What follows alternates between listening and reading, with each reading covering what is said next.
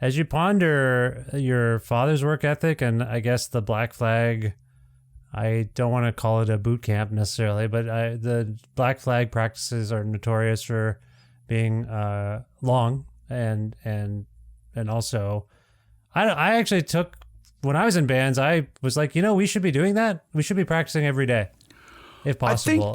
I think the Black Flag practice length kind of somehow got exaggerated a little bit, maybe just for dramatic impact. But I mean, we would practice every single day unless someone was literally too sore, like they over-abused, they pulled a muscle or their tendons were swollen up or something like that. But oftentimes it depends. If we were practicing for a live show, we would just go through the set one time. But that maybe let's call it 90 minutes, 2 hours. Sure. But if we were working on new material, well, that's normal for that to take longer. You might do 2-hour-long sessions with a little break in the middle to get some coffee. Okay. Yeah. Okay. But I'm just saying definitely the consistency and the diligence was there, but it wasn't quite the way when people ask me about it. I'm like, no, it wasn't quite not quite that much. No.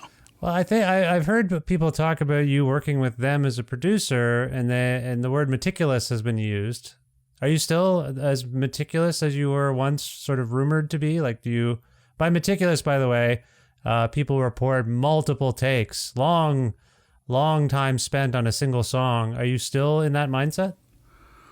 Fortunately, what I've learned from just years, and at this point, I guess it's decades of experience doing that, making records. What I've learned is, I think I've learned what stuff to be picky about or fussy about or meticulous about, and what stuff to either, well, you don't really need to worry about that. That'll solve itself. Or actually some things where it's like, hey, look, if you make them do too many takes of this, you're going to totally kill the vibe. Yeah.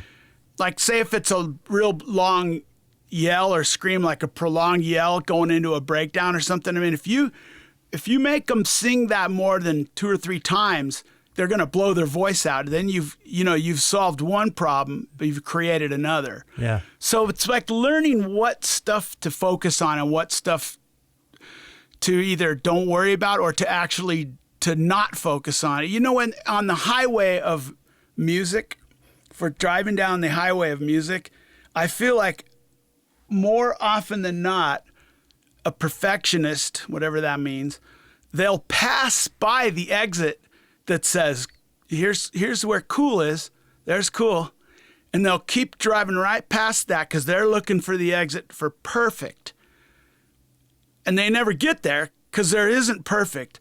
But now, meanwhile, they're way past the cool take was 10 takes ago. Yeah. They didn't even notice it. They didn't even notice. They didn't know when to stop at, like, bitching because they were trying for perfect.